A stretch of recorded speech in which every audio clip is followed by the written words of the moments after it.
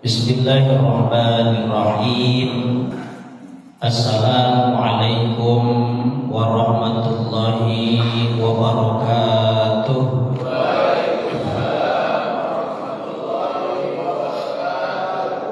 Alhamdulillahi rabbil alamin. Wa bihi nasta'in ala umurid dunya waddin. Wassalatu wassalamu ala sayyidina Muhammadin wa ala alihi wa sahbihi ajma'in. At-tahiyyatul mubarakatus shalawatut thayyibatu lillah. Assalamu alayka ayyuhan nabiyyu wa rahmatullahi wa barakatuh. Assalamu alayna wa ala ibadillahi sholihin. Ashhadu an la ilaha illallah wa ashhadu anna muhammadar rasulullah, amma ba'du. Hadirin para jamaah, bapak-bapak yang dimuliakan Allah Subhanahu wa taala. Pertama-tama marilah kita bersama-sama bersyukur kepada Allah, di mana bisa sadar ataupun tidak, begitu banyak bertumpuk-tumpuk nikmat, bertumpuk-tumpuk anugerah, banyak yang terlewat, banyak yang terlenakan, sehingga hati kita tidak dapat lagi merasakan syukur kepada Allah Subhanahu wa taala. Oleh karena itu, di kesempatan subuh yang mulia ini, dalam naungan para malaikat ditambah dengan rahmat dari Allah Subhanahu wa taala, semoga hati kita dibasahi dengan hidayah oleh Allah Subhanahu wa taala. Amin. Allahumma amin. Sebab sesuatu yang terlalu biasa itu sudah lupa kalau sesuatu itu adalah nikmat. Bapak-bapak pertama kali makan sate, contoh ini Pak. Pertama kali makan sate itu langsung merasa nikmatnya. Tapi sekali, dua kali, tiga kali, empat kali rasanya bosan. Itu sifat manusia. Selalu dengan nikmat yang berulang-ulang merasa bosan. Tapi kalau nikmatnya sudah dicabut oleh Allah, baru dia merasa merindukan. Allah lah al-mun'im, Allah yang memberi kenikmatan, Allah pula yang mengambil berbagai macam kenikmatan. Bisa nengok aja udah nikmat, bisa kanan, bisa kiri. Coba kalau lurus terus, naik motor kangelan Pak. Ya, naik motor kalau dipanggil temennya, Pak kemana? Karena lehernya tidak bisa nengok, akhirnya dia harus nengok sama tangan-tangannya dan stang-stangnya. Nah, bisa mampir ke warteg gitu ya, berusaha masuk ke dalam warung orang. Maka dari itu nikmat nengok itu nikmat. 360 ros-rosan. Apa itu ros-rosan? Sendia. Persendian itu nikmat dari Allah. Coba tangan kita kaku. Kalau saya sering banget tangan rasanya kaku. Ya, orang yang sakit jantung juga sama, tangannya kadang-kadang kaku, tidak bisa digerakkan. Orang sakit asam lambung juga sama, kadang-kadang tangannya lemas, bahkan kaku, keras semua. Punggung kaku, jari kaku, persendian kaku. Coba kalau tangan kita kaku, ya, tapi Allah kasih 360 ros-rosan, diberikan nikmat oleh Allah Subhanahu wa ta'ala. Banyak nikmat baik lahir ataupun batin. Begitu banyak nikmat Allah yang patut kita syukuri di sisi Allah Subhanahu wa ta'ala. Nah, semoga subuh hari ini mengingatkan kita untuk selalu mengingat nikmat Allah dan mensyukuri nikmat-nikmat dari Allah. Amin ya rabbal alamin.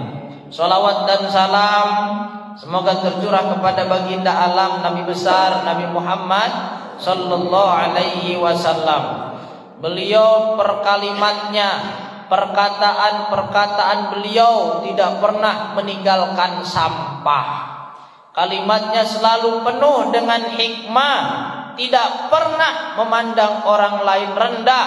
Itulah sifat Rasulullah sallallahu alaihi wasallam. Coba berapa kalimat di dalam mulut kita yang keluar isinya sampah. Ngomongin orang, nyeduh kopi segelas, udah habis seduh lagi. Betah 4 jam sampai 5 jam. Betul?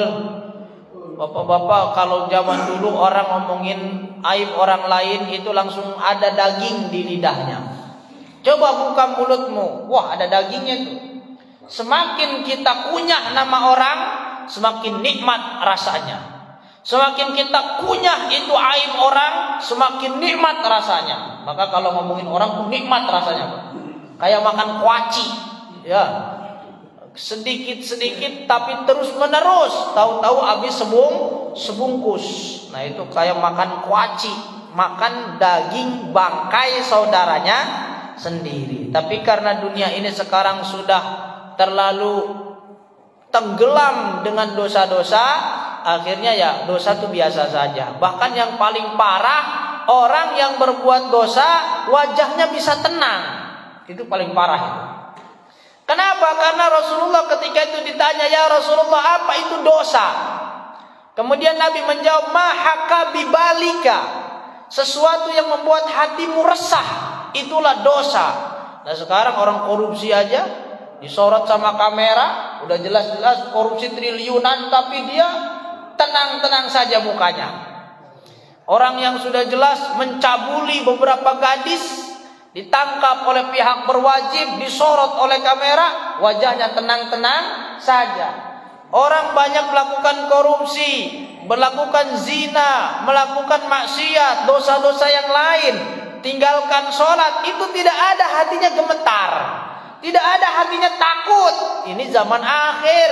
Kalau dulu masih awal-awal zaman Rasulullah SAW, orang cuma berbuat dosa sedikit, hatinya bergetar, rasa takut. Makanya sekarang nunggu dosa banyak aja ngakunya masih suci baik. Nah ini penyakit soalnya. Wah saya mah tenang calon ahli surga, padahal dosanya nggak bebrek. Apa nggak bebrek tuh? Bejibun dosanya. Nah itulah umat manusia di akhir zaman. Banyak-banyak istighfar, banyak-banyak introspeksi diri. Itu umat manusia di akhir zaman. Kenapa? Karena banyak sekali penyakit hati yang ternyata kita tidak menyadarinya. Betul apa enggak? Lah kalau sakit badan mah kita sadar buru-buru. Kayak saya nih, kayaknya masuk angin, langsung saya olesin itu tuh. Presker tadi di mobil, makanya badan saya bau presker. Saya balutin sama presker karena ngerasa nggak enak, melayang, jalan melayang, bangun tidur kelayangan tadi. Oh ini sakit kayaknya nih, kecapean. Tapi orang yang sakit pribadinya, orang yang sakit mentalnya, orang yang sakit jiwanya, jarang sekali dia mendeteksi dirinya. Jangan-jangan jiwanya sudah koma. Jangan-jangan jiwanya sudah tidak aktif lagi. Itu naudzubillah min dzalik. Maka para wali-walinya Allah itu berusaha menghidupkan hati, menghidupkan jiwa. Badan aja diurus, badan aja terus diperhatikan. Kenapa hati kita yang jadi inti dalam kehidupan kita tidak pernah kita tengok dan kita perhatikan? Jangan-jangan di dalamnya sudah ada penyakit yang namanya takabur, sombong. Waduh, ternyata saya sombong. Ustadz, orang lain mah pada sombong, saya mah nggak bisa sombong tuh. Heran saya juga, saya tuh paling nggak bisa sombong. Nah, itu udah sombong itu. Paham apa enggak Pak? Iya, saya dulu begitu. Kata saya teman-teman saya pada ngagul baik. Punya ini sombong, punya itu sombong. Saya mah paling gak bisa sombong guru. Saya orang yang paling gimana hati saya tuh, kayaknya kecil aja, gak bisa mengunggulkan hati. Kata guru saya, ente ngomong kayak gitu udah sombong. Merasa dirinya suci, merasa dirinya tidak pernah terjangkit penyakit. Itu namanya sombong. Nah kalau ente tidak merasa sombong, tidak mungkin ente bakalan taubat kepada Allah. Kalau ente merasa diri ente sudah bersih dari penyakit-penyakit hati, nggak mungkin ente nangis untuk mengakui dosa-dosa di hadapan Allah Subhanahu Wa Taala. Jadi orang yang merasa dirinya nggak pernah bisa sombong itu sombong. Saya mah Ustaz, kalau ibadah tuh mau ke masjid takut riya saya mah. Kayak orang lain tuh pada ke masjid pakai sorban, bawa sejadah, supaya apa? Supaya diakui di masyarakat. Saya mau mendingan di rumah. Daripada saya timbul riya, mendingan saya di rumah. Kata Imam Ghazali, ente menghindari riya, kemudian meninggalkan afdholiyah ibadah karena tidak ingin riya, maka anda sudah riya, kata Imam Ghazali. Paham gak bapak-bapak? Ada orang gak mau ke masjid karena takut dianggap riya, itu udah riya. Udah berangkat aja ke masjid. Dia itu sudah merasa dirinya terhindar dari dosa, merasa dirinya itu akan suci dengan melakukan hal tersebut, maka itu sudah terjangkit penyakit. Banyak penyakit hati, ya, penyakit pikiran, penyakit batin, penyakit mental. Kita ini terlalu terlena bahwa hidup ini aman-aman saja. Amal kita sudah rapi di dalam folder-foldernya. Sholat kita seolah-olah udah diterima. Puasa kita kemarin 1 bulan udah diterima. Kira-kira diterima apa enggak Pak puasa kita 1 bulan kemarin? Insya Allah lah ya. Daripada enggak puyeng ya. Udah bukber lagi, udah nyiapin takjil tiap hari, kok enggak diterima gitu kan? Makanya kalau diterima bagaimana? Cirinya orang yang diterima puasanya bagaimana? Ya tumbuh ketakwaan di dalam dirinya. Dia semenjak bulan Ramadan sampai sebulan hari ini, mulutnya udah enggan ngomongin fitnah, mulutnya udah enggan ngomongin jelek-jelek kejelekan orang, matanya udah enggan mandang rendah orang lain, ya tangannya udah enggan berbuat kemaksiatan, kakinya udah enggan melangkah ke tempat yang dimurkai Allah, maka itu tumbuh ketakwaan, tandanya puasanya diterima oleh Allah. Tapi kalau keluar dari bulan Ramadan, biasa-biasa baik, tio-tio baik, ngomongin orang jalan, maksiat jalan, hatinya busuk jalan, nah berarti dia ibadahnya kurang atau bahkan tidak diterima oleh Allah Subhanahu wa ta'ala. Sebab muara seluruh ibadah itu minimal 3 Pak. Nih ya, muara seluruh ibadah efeknya minimal 3 yang kembali kepada diri kita. Yang pertama adalah spiritual. Bapak-bapak habis melaksanakan sholat, kalau sholatnya diterima oleh Allah, berarti imannya tambah naik, keyakinannya tambah mantap kepada Allah. Ini mas sholat masih baik, gundah gulana. Apa gundah gulana tuh? Gelisah aja hatinya, padahal dia suka sholat. Kenapa anda sholat menghadap Allah, berkomunikasi 5 kali dalam sehari minimal, anda terus curhat kepada Allah? Mengapa masih meragukan pertolongan Allah? Harus lebih tenang. Saya sudah sholat, subuh datang, duhur datang, asar datang, maghrib datang, isya mau penutup hari juga datang. Bahkan saya tahajud kepada Allah. Kenapa masih gundah gulana? Mungkin ada yang terlewat dalam sholatnya, yaitu sisi rasa tidak pernah menembah kepada Allah Subhanahu wa ta'ala. Sholat jungkal tok, tapi rasanya tidak pernah merasakan kehadiran Allah Subhanahu wa ta'ala. Maka hadirkan Allah. Kalau orang sudah terbiasa hadir Allah ketika dia usaha, untungnya sedikit bahkan tidak laku, maka nanti dia akan merasa, oh inilah jatah saya hari ini. Alhamdulillah. Cukup seperti itu. Terus dia bisnis, ternyata bisnisnya maju, banyak order, untungnya juga bertumpuk, bisa nabung, bisa beli barang-barang. Dia pun akan berkata, oh ini adalah jalan dari Allah, sedang diberikan rezeki banyak dari Allah Subhanahu wa ta'ala. Alhamdulillah. Spiritualnya main, jiwanya hidup, apa-apa langsung disandarkan kepada Allah. Itu efek kalau orang ibadahnya diterima oleh Allah. Umpama puasa kemarin tadarusan, ya dibukakan rahmat oleh Allah pada bulan Ramadan. Orang yang tadinya nggak pernah pegang Quran, jadi pegang Quran bulan Ramadan. Ada getaran-getaran. Ya, apa tuh di dalam Al-Quran? Innamal mu'minuna idza dzukirallah wajilat qulubuhum.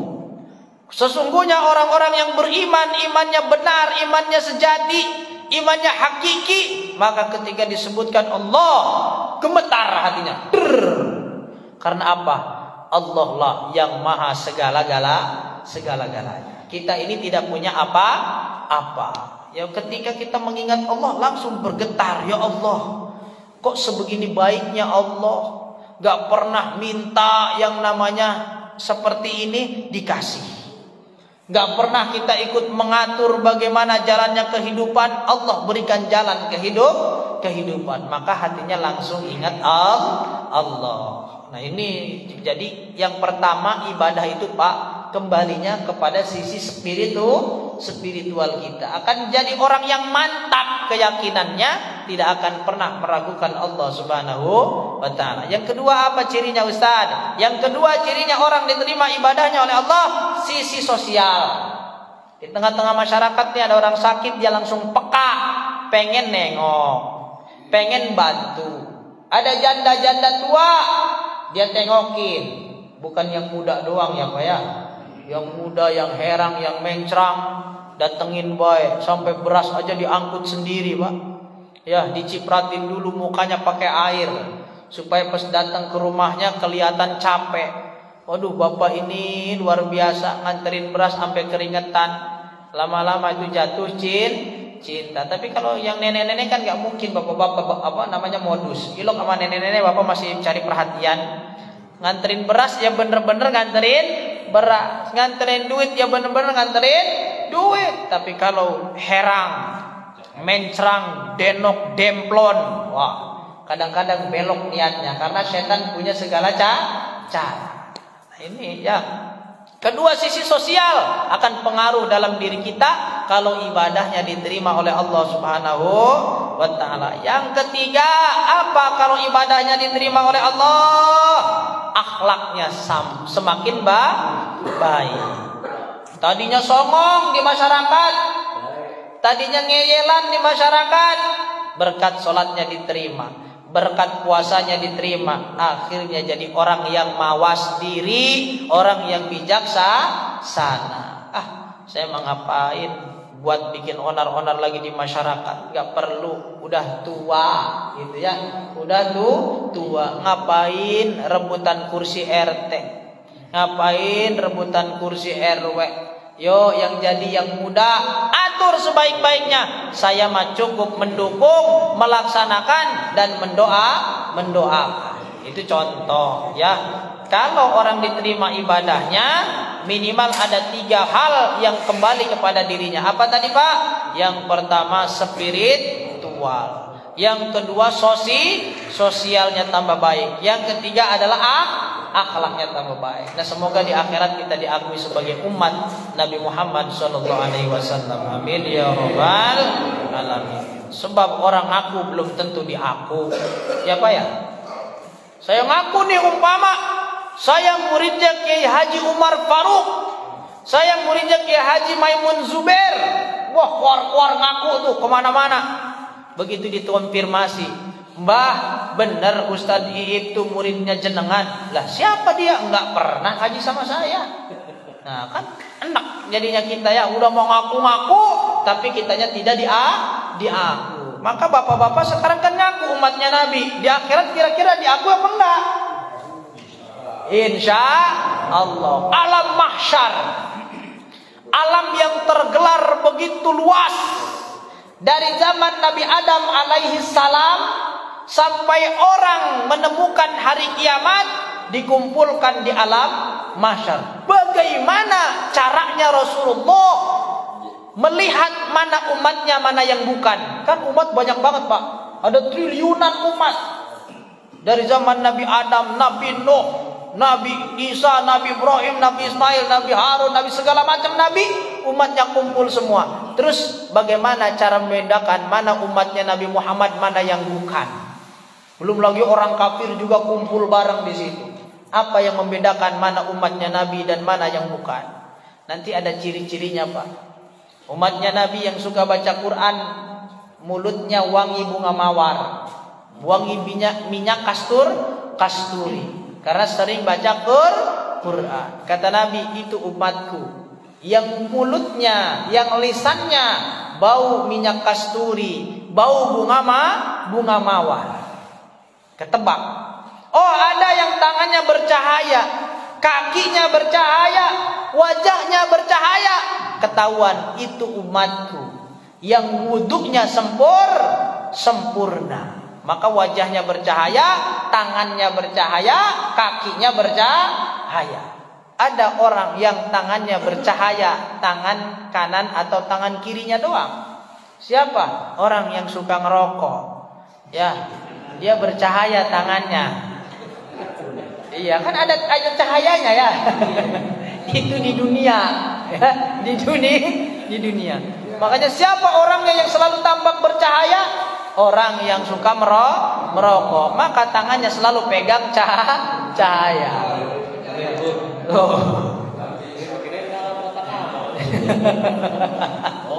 Enggak, itu di dunia, Pak. Jadi di dunia itu orang yang ngerokok, tangannya selalu bercahaya, Pak. Makanya kalau mati lampu, ada titik-titik cahaya merah, nah itu orang lagi pegang rokok itu. Tangannya bercahaya. Bukan itu, Pak. Ada orang yang nanti di akhirat wajahnya tidak harus dicari oleh Nabi, tapi dia langsung ketemu oleh Nabi. Itu umatku. Siapa? Mereka yang suka adzan di masjid, di musola, di tempat-tempat. Ada yang suka adzan? Iya, orang yang suka adzan, kata Nabi, barang siapa adzan 7 tahun tanpa minta bayaran,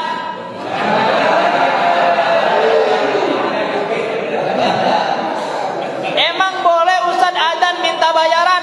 Boleh orang adzan minta bayaran. Boleh. Dalam kitab Fathul Mu'in ada. Tapi kata Nabi, ada orang adzan 7 tahun tidak minta bayaran, maka dia akan diampuni dosa-dosanya, dimasukkan ke dalam surga. Atau ada orang yang adzan 12 tahun jadi muadzin, tidak tergantikan. Waduh, 12 tahun, maka dijamin surga oleh Rasulullah sallallahu alaihi wasallam. Amin Allahumma amin. Maka banggalah menjadi muadzin. Allahu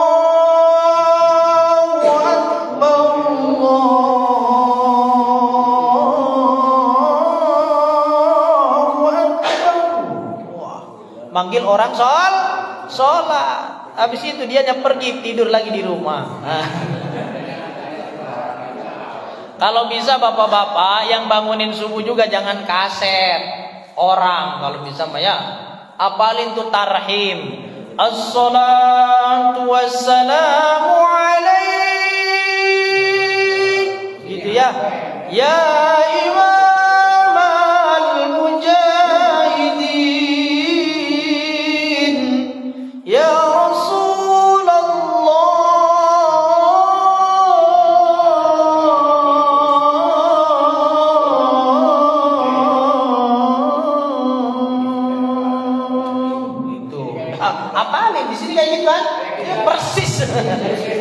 pakai kaset. Assalatu wassalamu alaik ya imam al-mujahidin, ya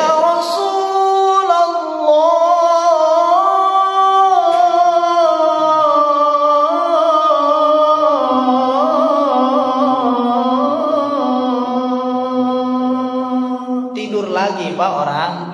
Udah suara jangan enak-enak. Sholat wassalam, siapa sih berisik amat? Bangun. Tidur lagi. Adzan subuh juga jangan mendayu-dayu. Ini mah adzan subuh tuh suka yang mendayu-dayu ya Pak ya. Allahu akbar, Allahu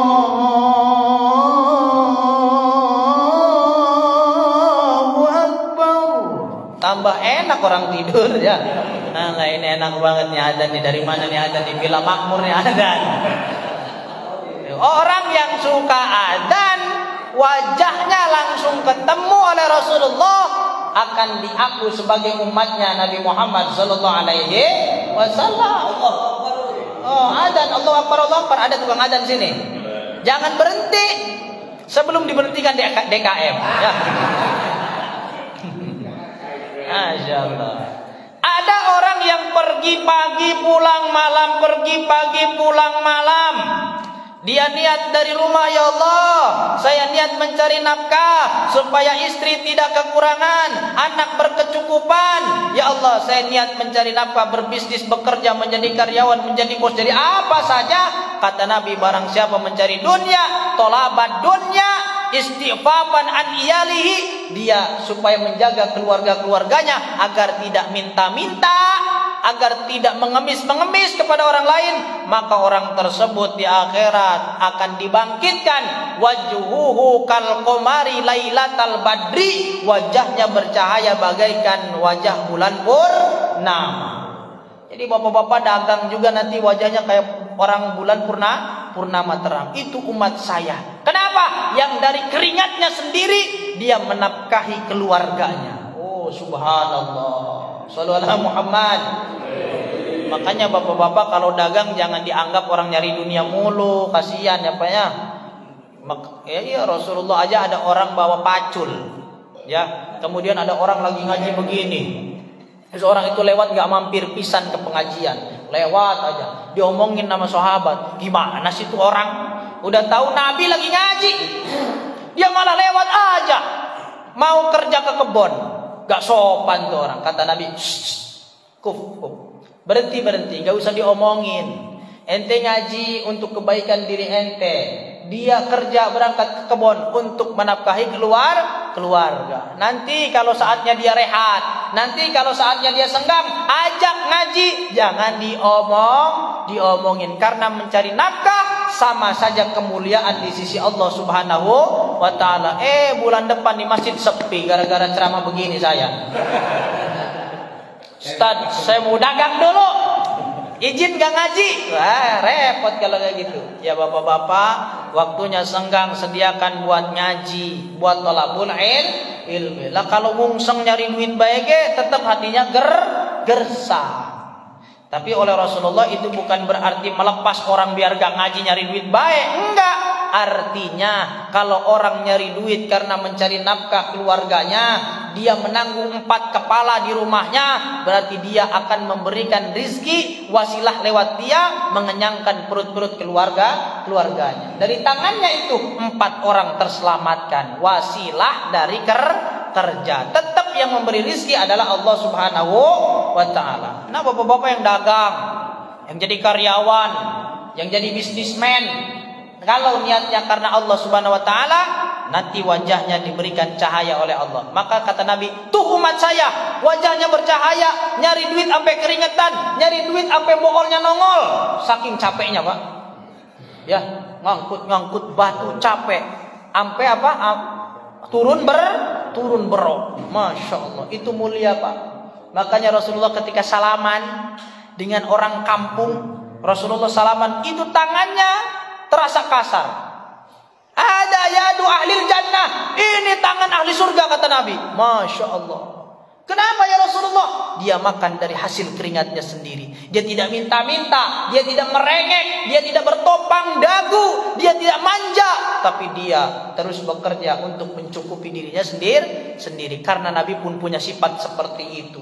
Kecil, yatim piatu, Nabi walaupun paman-pamannya kaya tetap angon kambing. Umur 9 tahun manggul-manggulin barang, bolak-balik ke negara Syam.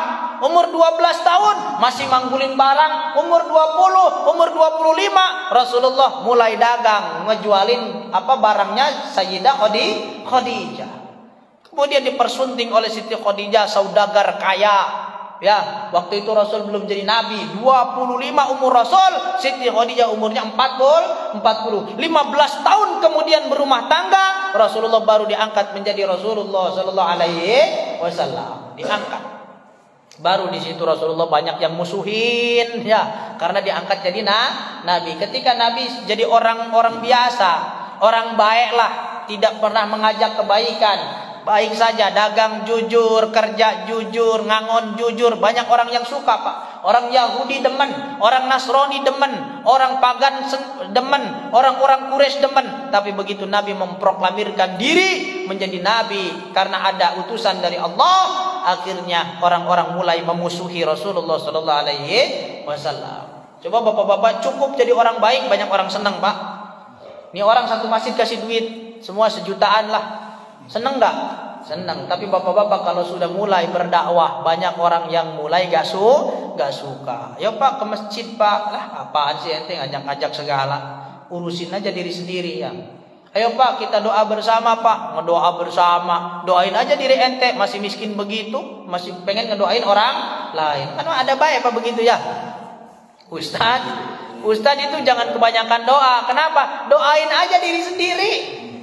Diri sendiri aja masih belum punya duit banyak, makanya ngedoain orang lain. Tuh musuhnya banyak.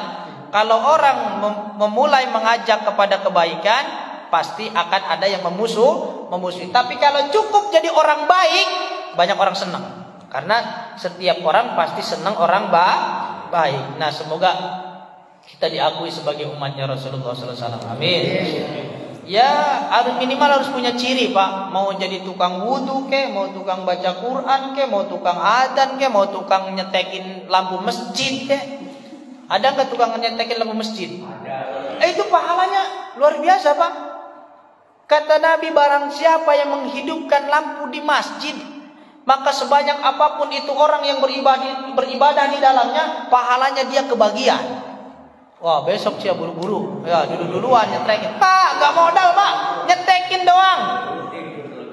Barang siapa, kata Nabi, menggelar karpet di masjid, kemudian banyak orang yang beribadah di dalamnya, maka orang-orang yang beribadah di dalamnya, pahalanya juga akan mengalir kepada orang tersebut. Ayo, gelar karpet ini mah udah permanen, ini nggak bisa dicopot lagi. Nah, maka ini untung nih orang yang pernah menggelar karpet nih. Barang siapa yang nyapu masjid, membersihkan dari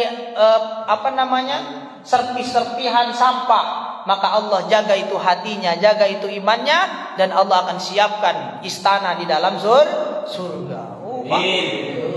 So mesti nyapu masjid. Oh ya ngepel Pak, ngelapin kaca, nyalain lampu, bayarin tuh AC, bayarin tuh listrik, ya. Udah nyumbang tuh ada infak tuh ya. Infak di situ yatim, di situ ada infak operasional, masukin 2.000. 2.000 Bapak kan jadi token. Jadi listrik, airnya mancur. Gara-gara Bapak nyumbang 2.000, listriknya jalan, airnya mancur. Spekernya bunyi. Ibadah di dalamnya jalan.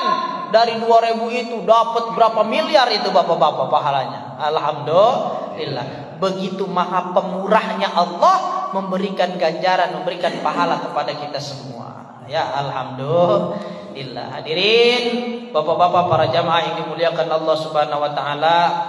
Yang pertama saya mohon maaf lahir dan batinnya, belum lebaran kayaknya di sini ya. Oh, udah lewat padahal ya.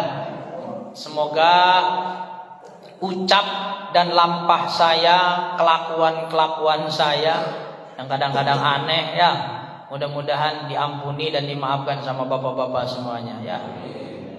Begitupun bapak-bapak, nggak ada sih yang nyeleneh di sini ya. Yang nyeleneh, yang aneh gitu, yang menantang, yang segala macam nggak ada Pak. Ya insya Allah aman-aman saja ya Pak ya. Mudah-mudahan ibadah kita selama bulan Ramadan kemarin diterima oleh Allah Subhanahu wa taala. Amin Allahumma amin. Nama hari ini saya sedikit aja mau menerangkan tentang Bismillahirrahmanirrahim. Rasulullah sallallahu alaihi wasallam bersabda, "Wa idza katabtum kitaban faktubuha awalahu." Ketika engkau menulis sesuatu di kertas, di papan tulis, di mana saja engkau menulis sesuatu, maka awalilah tulisan itu dengan Bismillahirrahmanirrahim. Orang zaman dulu Pak, nulis dagangan aja di atasnya pasti ada Bismillahirrahmanirrahim. Orang zaman dulu, saya sering ngelihat di Indomaret sono di perumahan saya. Itu penjaganya kalau pagi itu ada buku warna hijau, tahu bukunya apa itu? Mungkin buku setoran apa buku laporan. Dia selalu tulis di atasnya, per hari itu pasti ditulis di atasnya Bismillahirrahmanirrahim. Kata saya, ini bocah kayaknya penjaganya ngaji nih. Gurunya ngedidik berhasil nih, dipraktekin sama dia. Tiap hari tanggalnya beda, saya kalau beli ke situ, Bismillah lagi dia nulis. Udah ada tulisannya Pak, maksudnya bukan pas nulis, pas lagi bayar, di situ ada buku kebuka, ada bismillahnya. Besoknya lagi lain tanggal, di situ ada lagi tanggalnya ganti, di situ ada bismillah lagi. Berarti ini udah menjadi kebiasaannya nulis bismillahirrahmanirrahim. Kenapa sih awalnya harus nulis bismillahirrahmanirrahim? Supaya apa? Mengikuti daripada kebiasaan Allah. Setiap Allah membuka ayat, membuka surah dalam Al-Quran, diawali dengan yang namanya tulisan dan bacaan bismillahirrahmanirrahim. Surah Al-Fatihah awalnya apa? Bismillahirrahmanirrahim. Ganti surat Al-Baqarah, ada nggak bismillah? Ada lagi bismillahirrahmanirrahim. Ganti surat setelah Al-Baqarah, ada lagi nggak bismillah? Ada. Sampai surat An-Nas, semuanya awal surat ada bismillahirrahmanirrahim, kecuali surah At-Taubah nggak ada. Ya, semua ada bismillahirrahmanirrahimnya.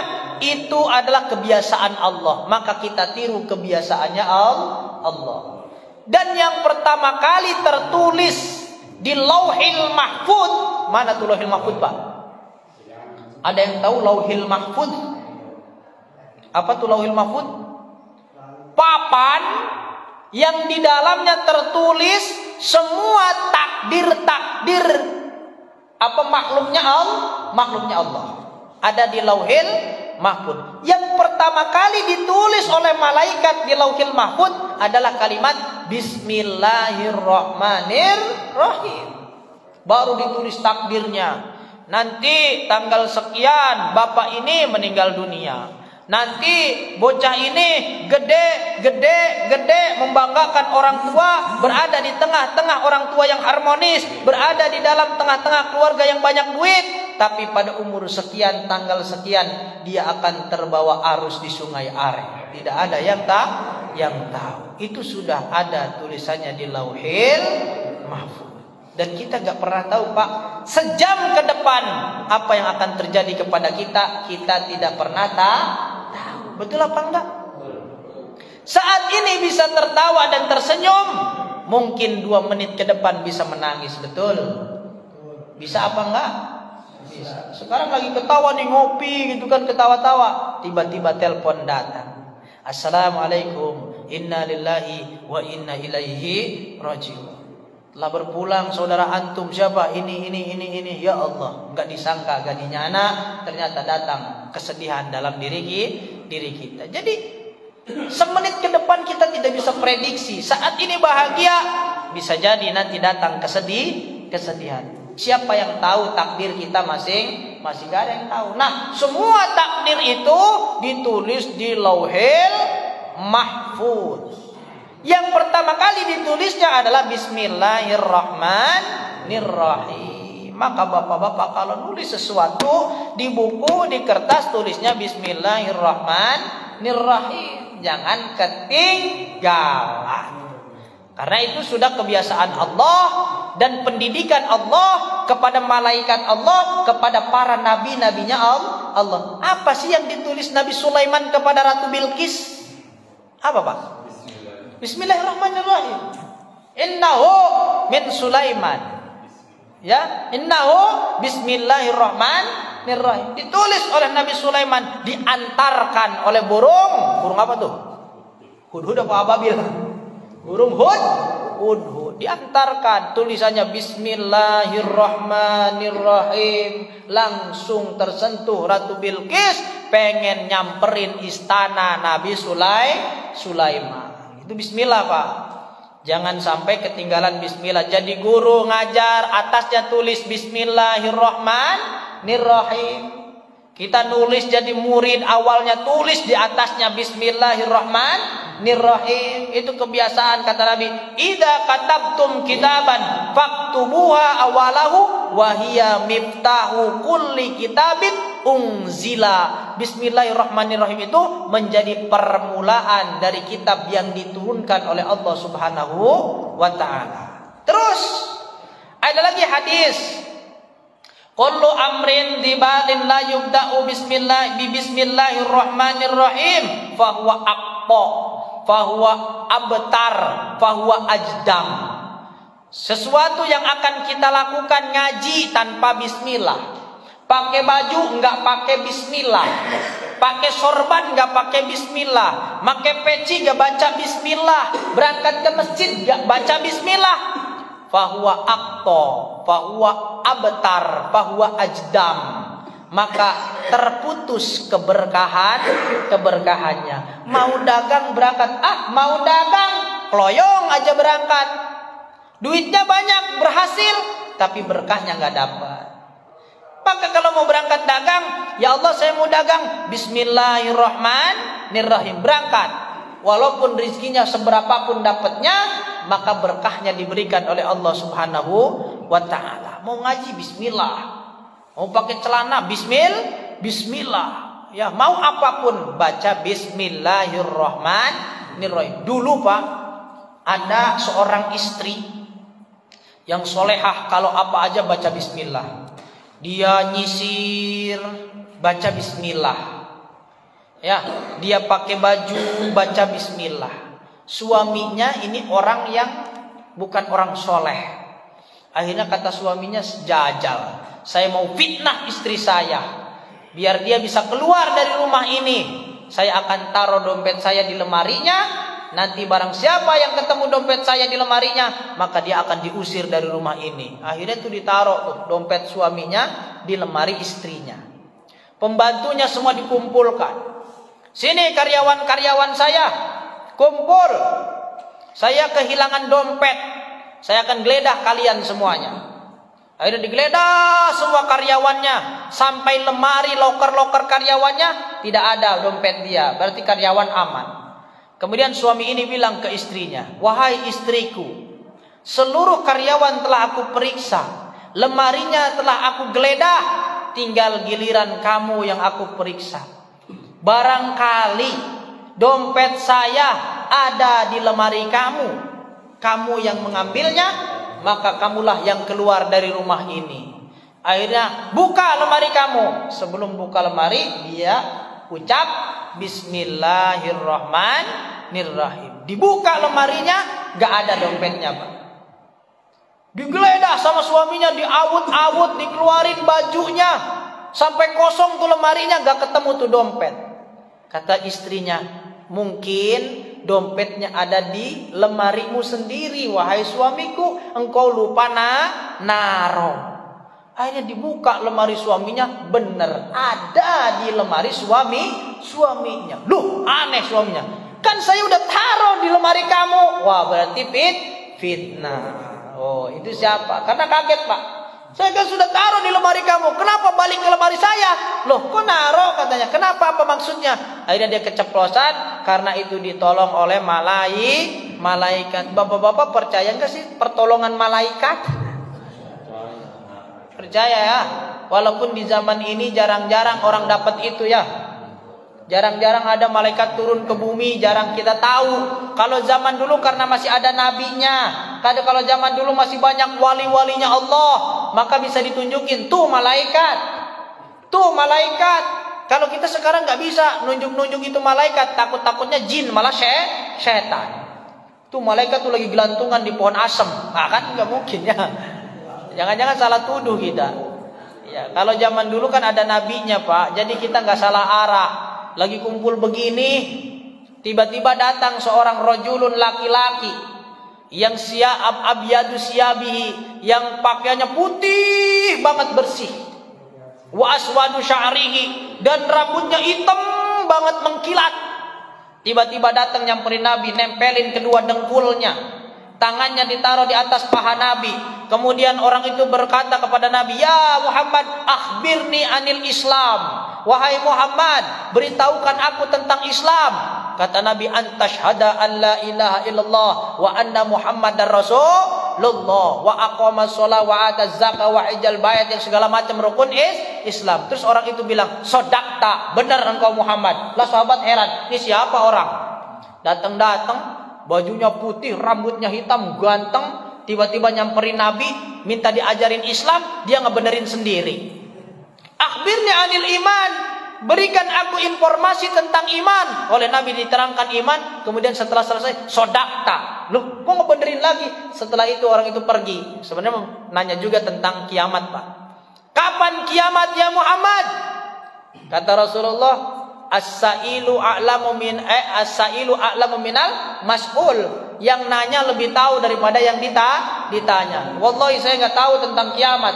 Kapan terjadinya kiamat? Tapi Allah kasih tanda dengan kiamat itu. Nanti akan ada orang-orang yang tadinya telanjang kaki di akhir zaman. Orang-orang tersebut menjadi orang-orang yang banyak hartanya. Nanti tidak ada mustahik zakat.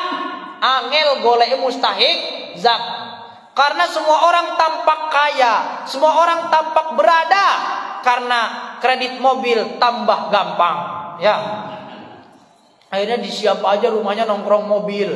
Sekarang aja parkir udah padat banget. Tadi saya mau parkir kagak bisa. Ya, itu tandanya udah makmur, Pak. Villa makmur. Sampai kangelan parkir. Lah dulu pas sekampung yang punya mobil 2 orang paling. Kepala desa sama Pak RW-nya doang. Zaman dulu. Sekarang siapa aja boleh punya mobil. Dulu orang yang punya motor aja susah. Orang rata-rata punya sepeda udah bagus. Sekarang motornya satu rumah nggak mungkin 1. 6 motornya. Coba. Dulu mau ngambil motor satu aja susahnya nggak karu-karuan, Pak. Betul apa enggak? Satu rumah satu motor udah kaya. Satu rumah satu TV udah hebat. Sekarang TV di rumah ada 4, Pak. Di ruang tamu, di kamar anak, di kamar ibunya, di dapur, di WC ada TV. Ada CCTV. Ya Allah, itu zaman, Pak. Ya itulah. Makanya kata oleh Rasulullah, nanti tandanya ada orang yang telanjang kaki, telanjang dada di akhir zaman, mereka tampak orang kaya. Maka sehingga sulit mencari mustahik zakat karena udah kelihatan kaya semua. HP-nya Apple semua, Pak. Yang narik ojek HP-nya Apple. Ya, yang bersih-bersih jalan HP-nya Apple. Sepatunya sepatu cat pakai jas. Petani ntar pakai jas pakai dasi, Pak. Ya, udah ada kan sekarang kan ya. Udah banyak. Jadi nggak bisa ngebedain mana orang yang nggak punya duit dan mana orang yang punya duit. Tapi kita sama-sama udah tahu rahasia umum. Semua orang pasti punya hutang. Nah itu rahasia umum. Segaya apapun ente pasti utangnya banyak di bank atau banyak hutangnya. Rata-rata, Pak, hampir satu perumahan ini paling 98% lah punya hutang. Betul apa enggak? Iya, udah nggak usah ngaku-ngaku dulu dah. Diam-diam baik. Iya, makanya wali-wali Allah itu nggak gumun. Apa gumun itu ya? Nggak heran ngelihat orang akhir zaman, ngelihat rumahnya agreng, mobilnya mentereng, bajunya keren-keren. Nggak aneh waliullah itu. Kata waliullah lah, ente itu paling setiap akhir bulan ngap-ngapan itu. Ya, mikirin setor. Gayanya aja selangit, tapi hati selalu dikejar setoran. Sama kayak saya. Ya, itu loh maksudnya. Nah, itulah kehidupan di akhir zaman. Pergi tuh orang. Kata Nabi, apakah kalian kenal dengan orang tadi? Enggak kenal ya Rasulullah. Itu tadi malaikat Jibril telah mengajarkan kita. No, dulu masih ada Nabi, Pak, ditunjuk itu malaikat Jibril, kita langsung iya. Sok bapak-bapak sekarang ada orang asing, tiba-tiba datang nyamperin saya. Ustaz, ajarin saya tentang Al-Quran, ajarin saya tentang Islam. Saya ajarkan. Terus orang itu menyebut, sodakta ya Ustaz, benar engkau Ustaz. Terus keluar. Bapak-bapak tahu siapa tadi? Enggak tahu Ustaz. Itu orang kampung pulau palingan, ge. Sudah. Kita nggak bisa nyebut itu malaikat karena kita nggak tahu hakikatnya seperti apa. Nah, itu orang perempuan yang ngucapin Bismillahirrahmanirrahim, dia difitnah oleh suaminya sendiri, dompetnya ternyata dipindahin malaikat. Masih ada nggak sih malaikat sekarang? Masih. Tapi kok maling nggak takut sama malaikat? Bapak-bapak, di perumahan jangan ditulis areal perumahan ini diawasi dengan pengawasan CCTV 24 jam. Tapi tulis ya bahwa diri Anda diawasi oleh malaikat Raqib dan Atid. Gak takut itu maling. Kenapa gak takut? Karena malaikat Raqib Atid tidak pernah lapor polisi. Tidak pernah bisa jadi bukti kejahatan. Tapi kalau CCTV takut agak mundur 5 langkah mah. Aduh, ada CCTV-nya nih. Kenapa takut? Karena nanti bisa jadi bukti untuk kasus pidana. Ya kalau malaikat raqib atid diem baik, nulis aja. Sedih lagi ngaji, tulis, bagus. Bapak-bapak jamaah Pilah Makmur lagi ngaji, bagus. Ada yang lagi maksiat, ditulis. Enggak laporan ke istri kita juga, Pak. Ya, bapak-bapak punya simpenan di apartemen umpama, Pak. Wah, tinggi, lenjang, cantik, bibir tipis, kulit kuning langsat. Ditulis tuh sama malaikat raqib atid, ini lagi maksiat nih. Lagi selingkuh, lagi nyerong dari istrinya. Nggak bakal dilaporin ke istrinya, Pak. Nggak ada. Tapi kalau ada CCTV, ada rekamannya, wah itu bisa bahaya, Pak. Oh, jangan-jangan ini di-share sama orang, dipiralkan ini. Ya, Bismillahirrahmanirrahim. Jadi baca, Pak, setiap apa saja baca Bismillahirrahmanirrahim sebagai penutup. Siti Aisyah radhiyallahu anha menjelang maghrib diperintah oleh Nabi, ya Aisyah, tutup pintu-pintu, tutup jendela, tutup tempat minum, tutup tempat air. Kenapa ya Rasulullah? Karena ini menjelang maghrib. Emang ada apa menjelang maghrib ya Rasulullah? Di situ setan-setan mulai mengadakan aksinya ke rumah. Lah bukannya sama saja? Kalau kita tutup, setan bisa masuk. Iya ya. Tapi oleh Rasulullah bilang, tutuplah dengan Bismillahirrahmanirrahim. Tutup pintu itu dengan Bismillah. Tutup minuman itu dengan Bismillah. Tutup makanan itu dengan Bismillah. Tutup tempat-tempat air dengan Bismillah. Tutup jendela itu dengan Bismillah. Maka Allah yang akan melindungi lubang-lubang itu dari masuknya setan. Maka barang siapa yang baca bismillah 21 kali menjelang tidurnya, dia akan dilindungi oleh Allah. Minimal dari min mautin faj'atin, dari mati yang mengagetkan. Kalau dia rutin baca Bismillahirrahmanirrahim 21 kali sebelum tidur. Paham Bapak-bapak? Nah itu tentang Bismillahirrahmanirrahim. Ya sedikit saja pada subuh hari ini. Semoga ada manfaat dan barokahnya ya. Enteng Pak, Bismillah emang berat. Bismillah kok ya. Mau pakai sendang, Bismillahirrahmanirrahim. Mau nyalain mobil, Bismillahirrahmanirrahim. Mau ngiris bawang, Bismillahirrahmanirrahim. Berkah semua. Allah kasih berkah. Yang tidak ada itu di akhir zaman berkah. Maka yurfa'u barakatu minkas bihim. Allah angkat keberkahan-keberkahan dari hasil usahanya. Kenapa? Karena jauh dari ulama, dan kalau apa-apa jarang baca bismillah. Makain baju anak bismillah, makain pempes anak bismillah. Semua bismillah, udah gampang kok. Amalan yang paling gampang tapi mengundang barokah. Udah ya? Barangkali bapak-bapak ada yang mau bertanya? Ya, silakan. Saya nggak bisa minum ini, diganjel HP soalnya. Monggo, ada yang mau bertanya atau tidak?